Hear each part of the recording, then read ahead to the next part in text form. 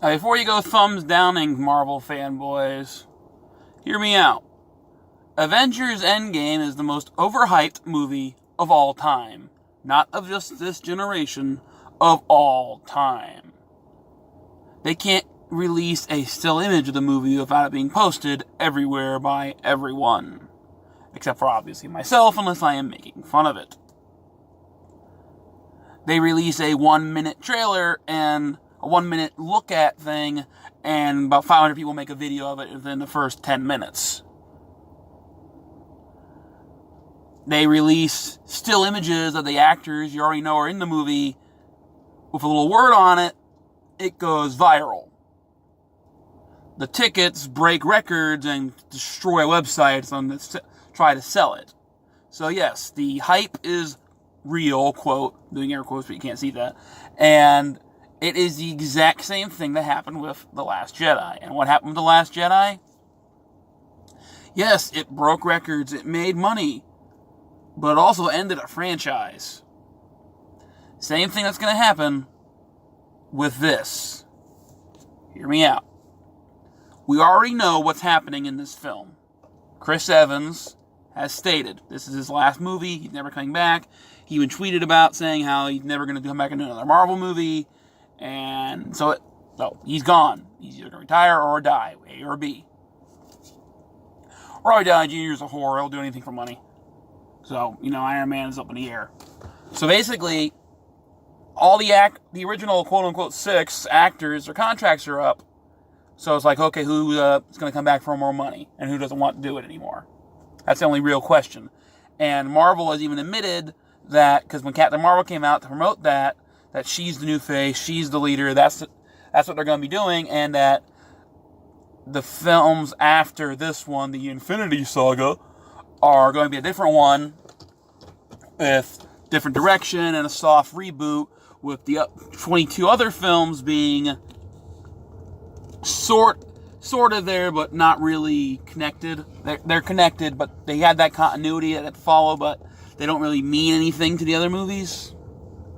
And all the quote-unquote dead characters that they've been insisting have been dead for the last year have sequels in the works, have the actors been spotted on sets. One of them literally has a freaking movie coming out a couple months later, Spider-Man Far From Home. So when people walk out of this theater and it happens the exact same way anybody with a brain saw it coming, I think that Marvel's finally ran this number and it's up. It's like people are always talking, like Woke Randolph is always talking about how superhero fatigue with the DC and the other characters. Well, DC pulled this stunt with Superman.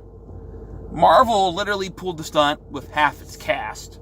And it's only cast when you think of, with the entire cast, when you think about these ones aren't going to be returning for their movies, with only Black Widow having one. Who's in more to say, Endgame. And sorry about the voice, I am sick at the moment.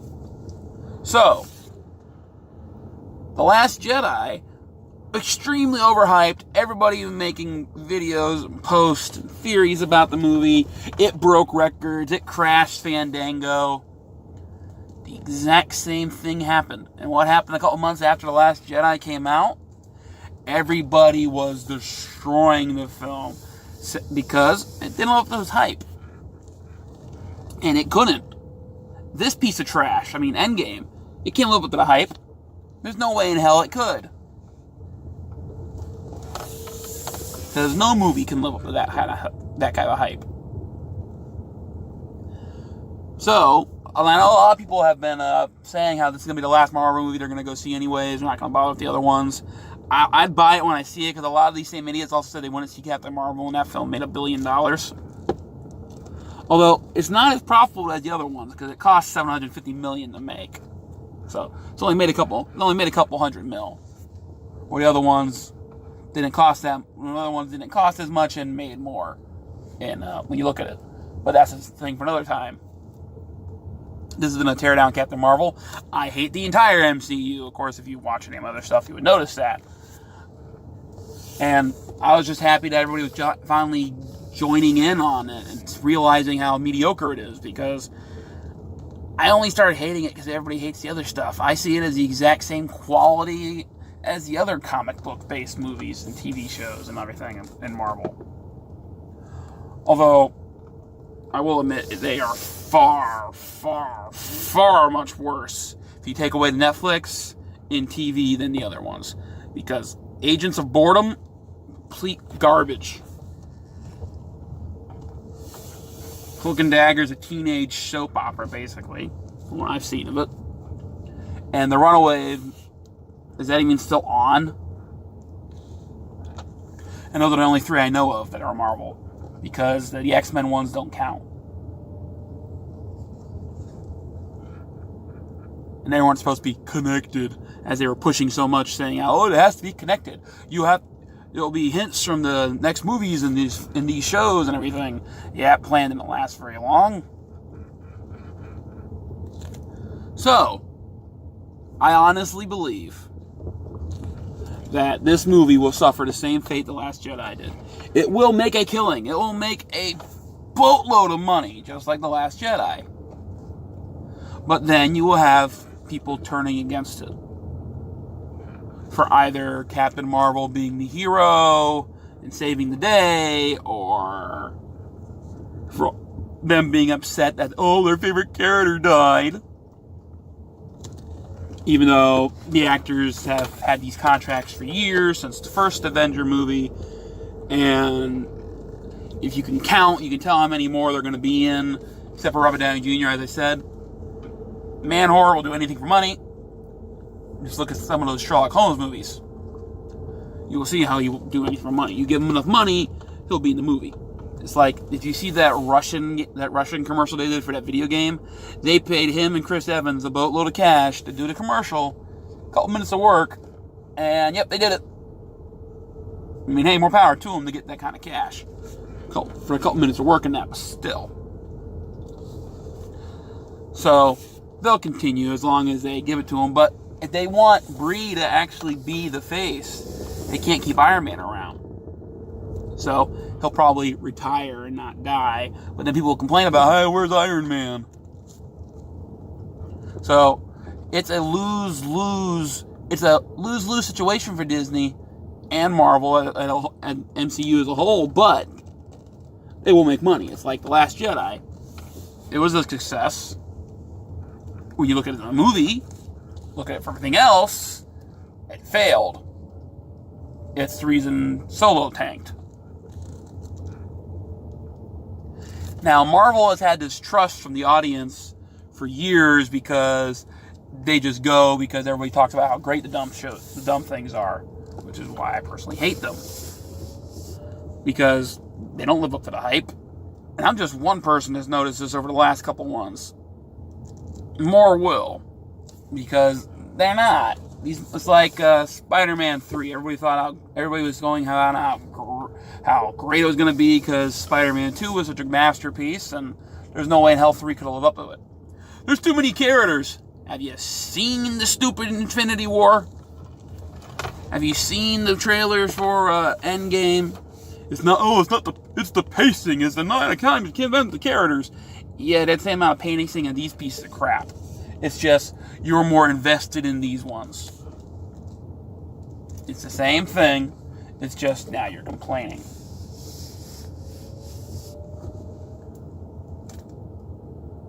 So, I just needed a video for today, and I didn't have any movies to review, so, hey. Like, dislike, comment, do whatever you want. Leave a hateful comment. I'll either delete it or I'll make a hate mail video. Hey, why not? I've been getting a couple of those. I've been getting enough of those that are funny enough. It's like, side note, I'll tell you the one. This one guy, that stupid movie that came out in the 90s, Matilda, whatever it's called. I mentioned how, because there's a post online about how if you were born in the 90s, there's no way you don't love this movie. And I said, I was literally born in the beginning of the 1990s, in January of 1990. And I can't stand that movie. I hate it. And he started going off about how no one cares what you think, and how you're an asshole, and he called me gay, and all this other kind of crap. So I just laughed at his comment. Then he posted like a 3-page rant about how stupid I was, I laughed at that. So then he decided to send me a personal message through Facebook about how I'm a coward and there's no way in hell I'm going to reply to him. Well, why would I reply to him? He's a fucking moron. And he's getting that upset over a children's movie, which is trash. There's no ifs, ands, or buts about it. Matilda's trash. That's why they say kids in the 90s, because, yeah, your nostalgia factor is getting in. Your nostalgia glasses are on. Take the nostalgia glasses off, that movie is trash. It's garbage. Even the critics back then knew it. And those were the adults watching it. Go back as an adult and watch it, take that nostalgia glasses off. It's trash.